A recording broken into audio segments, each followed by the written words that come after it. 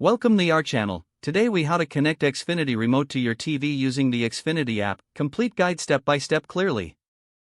Open the Xfinity app on your smartphone. Ensure you are logged in to your Xfinity account. From the main screen, tap on the remote icon located at the bottom of the screen. Select Get Started when prompted.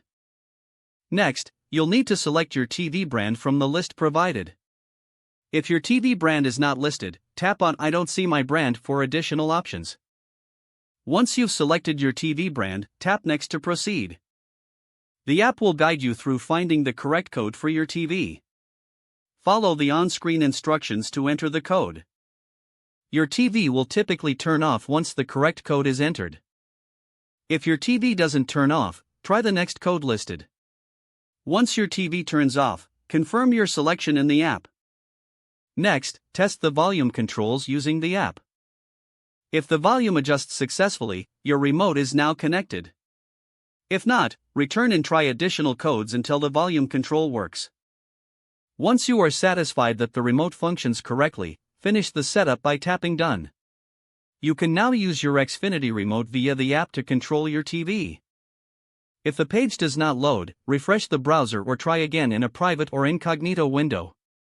Make sure you are using the correct email address, then retype it carefully to avoid small typos.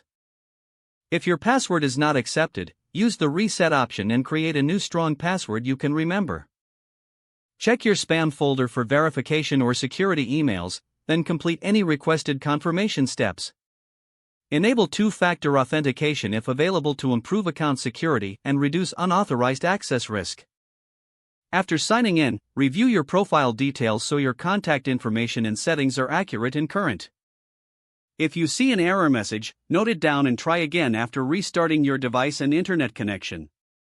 Log out when you finish, especially on shared devices, to keep your account and payment information secure. If the page does not load, refresh the browser or try again in a private or incognito window.